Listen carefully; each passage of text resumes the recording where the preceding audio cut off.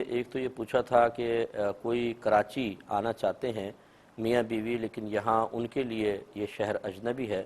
اور ایک خاتون ہیں جو پہلے ہی نامحرم کے بغیر کراچی سفر کرتی رہتی ہیں،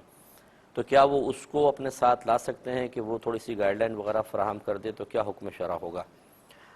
دیکھیں، مسئلہ یہ ہوتا ہے کہ عورت کا اکیلے سفر کرنا اور اسی طرح نامحرم کے ساتھ سفر کرنا، یہ دونوں چیزیں حرام ہوتی ہیں۔ اگر وہ خاتون خود آتی جاتی ہیں تو یہ ان کا قصور ہے اور وہ اپنے افعال کی مکلف ہیں اور گناہگار ہوں گی، لیکن اگر یہ زوجین ان کو باقاعدہ دعوت دیں گے کہ آپ ہمارے ساتھ چلیں تو یہ گویا کہ ان کو گناہ کی دعوت دے رہے ہیں، کیونکہ اس عورت کے شوہر یعنی جو دوسرے میاں بیوی ہیں، یہ مرد اس کے لیے اجنبی، انہیں اپنے ساتھ سفر کی دعوت دینا، پھر بغیر محرم کے وہ ویسی سفر کر رہی ہیں، تو یہ اب ان کے اوپر بھی وبال ہوگا۔ ہاں، یہ ہو سکتا ہے کہ وہ عورت خود از خود کراچی جانے کا ارادہ رکھتی ہوں اور ٹکٹ بک کرایا ہو، اور اسی فلائٹ میں یہ بھی ٹکٹ بک کرا لیں اور اس کو یہ نہ کہیں کہ آپ ہماری وجہ سے چلیں، وہ اپنے قصد و ارادے سے جا رہی ہو، پھر یہ کراچی پہنچ کر شہر کے اندر ان سے کوئی گائیڈ لائن لے لیں تو اس میں شرعاً کوئی حرج نہیں، لیکن اگر خود ان کو تیار کریں گے باقاعدہ اور ان کا ارادہ ان کے ارادے کے تابع ہوگا تو پھر یہ گناہگار بھی ہوں گے۔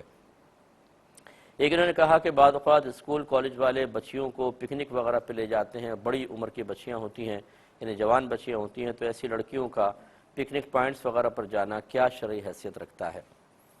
دیکھیں، اگرچہ ٹیچرز وغیرہ ساتھ ہوتی ہیں، بعض اوقات فیمیلز ہوتی ہیں، لیکن بہرحال پکنک پوائنٹ وغیرہ پر خصوصاً ہمارے جس طرح کا پاکستان کا ماحول ہے وہ قطعاً غیر مناسب ہے۔ یہاں پر کوئی سیکورٹی نہیں ہوتی اور نہ کوئی مطلب ایسا جیسے آپ بیچ وغیرہ پہ چلے گئے، وہاں پر کوئی نہ پولیس والے بعض اوقات ہوتے ہیں نہ کچھ، اور آوارہ گرد قسم کے لوگ وہاں گھومتے رہتے ہیں، اور ایسی صورتحال میں مطلب جوان بچیوں کا جانا، اور پھر آپ کو پتہ ہے کہ آج کل مذاق مستیاں پھر اور دیگر چیزیں ہوتی ہیں، تو یہ ایک لڑکی کے لیے قطعاً غیر مناسب ہے کہ وہ جائے، اور اگر اس پر گناہ کا حکم لگایا جائے تو کوئی اس میں حرج نہیں ہوگا کہ وہ گناہگار بھی ہوں گی، اس لیے بچیوں کو کیئر کرنی چاہیے اور ایسی جگہ نہ جائیں۔ ایک بھائی نے آفر کویسچن کیا کہ ایک کوئی ریسٹورنٹ ہے، اس میں حلال اور حرام ہر قسم کے کھانے پکتے ہیں، تو اس سے وہاں پر جا کر کھانے کی کیا شرعی حیثیت ہے، جبکہ وہاں برتن میں جیسے چمچہ کسی حرام کھانے میں بھی ڈال دیتے ہوں گے، پھر اس سے حلال کھانا چاہے نکالیں، اور اسی طرح برتن ایک جیسے یوز ہوتے ہیں، تو کیا حکم شرع ہوگا؟ دیکھیں، مسئلہ یہ ہے کہ ہماری شریعت نے حرام، حلال اور پاک اور ناپاک کے سلسلے میں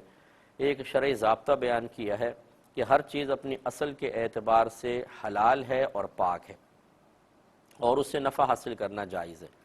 اللہ تعالیٰ فرماتا ہے کہ هو الذی خلق لکم ما فی الارض جمیعا، اللہ تعالیٰ وہ ذات ہے جس نے زمین میں جو کچھ ہے تمہارے نفع کے لیے پیدا کیا ہے، اور نفع حلال اور پاک سے ہی اٹھایا جا سکتا ہے۔ اس کا مطلب ہے کہ اللہ تعالیٰ خود اجازت دے رہا ہے کہ دنیا کی ہر چیز سے آپ نفع اٹھا سکتے ہیں، کیونکہ وہ اپنی اصل کے اعتبار سے حلال اور پاک ہے۔ اب وہ یقینی سی بات ہے سور ناپاک ہے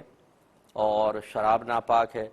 تو اللہ تعالیٰ ایک طرف فرما رہا ہے کہ تمام چیزیں تمہارے لیے حلال اور پاک استعمال کر سکتے ہو، اور دوسری دلیل سے ان کا ناپاک ہونا ثابت ہے۔ تو علماء نے فرمایا کہ اس کا مطلب یہ ہوا کہ جن چیزوں کے بارے میں کوئی دلیل قطعی آپ کو مل جائے گی، وہ تو ان حلال اشیاء سے باہر نکل جائے گی، اور جس کے بارے میں کوئی آپ کے پاس دلیل موجود نہیں ہے وہ اسی آیت کے تحت رہیں گی۔ اور چونکہ یہ آیت بڑی واضح ہے، اللہ تعالیٰ نے فرمایا کہ زمین میں جو کچھ تمہارے نفع کے لیے پیدا کیا ہے، بالکل واضح آیت، جب ایسی کوئی واضح آیت ہوتی ہے اسے کہتے ہیں قطعی آیت، نص قطعی، اور نص قطعی سے جو علم حاصل ہوتا ہے اس کو علم قطعی اور یقینی کہتے ہیں، اور یہ بھی قاعدہ یاد رکھیں کہ یقین سے ہی زائل ہوتا ہے۔ لہٰذا مثال کے طور پر اس آیت کے تحت ایسا لگتا ہے کہ سود بھی حلال ہونا چاہیے، لیکن اللہ تعالیٰ نے سود کے بارے میں علیحدہ مستقل آیت نازل فرمائی، بلکہ آیات نازل فرمائی، تو یہ بھی یقین دلیل ہے اور یہ بھی یقین دلیل ہے، تو یقین کو زائل کر سکتا ہے، لہٰذا سود اس سے خارج ہو جائے گا۔ معلوم یہ ہوا کہ اگر آپ کے پاس کوئی یقینی دلیل نہیں ہے، صرف ظنی دلیل ہے، گمان غالب ہے، وہ یقین کے مقابل آنے کی صلاحیت نہیں رکھے گا اور یقین ہی غالب رہے گا۔ اب اس کی مثال یوں سمجھ لیں، آپ ہوٹل میں گئے، انہوں نے ایک پلیٹ آپ کے سامنے کھانا لا کے رکھی ہے، آپ نے ویجیٹیبل منگائے، سبزی منگائی، سامنے رکھی ہے۔ اب یہ پلیٹ صحیح طرح دھلی ہے یا نہیں دھلی، اس میں پہلے حرام چیز سرو کی گئی تھی، اس کے کچھ اجزاء رہ گئے کہ نہیں رہ گئے، آپ کو نہیں معلوم، آپ صرف گمان کر سکتے ہیں کہ ہو سکتا ہے کچن میں ایسا ہو گیا ہو، یہ ہے گمان۔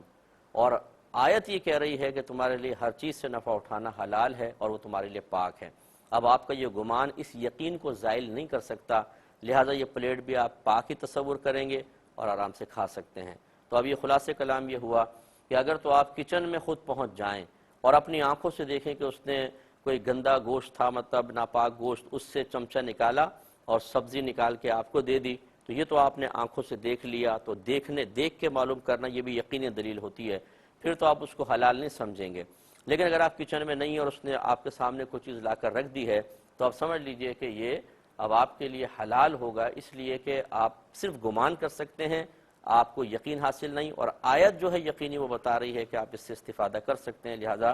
کوئی اس میں حرج نہیں ہے۔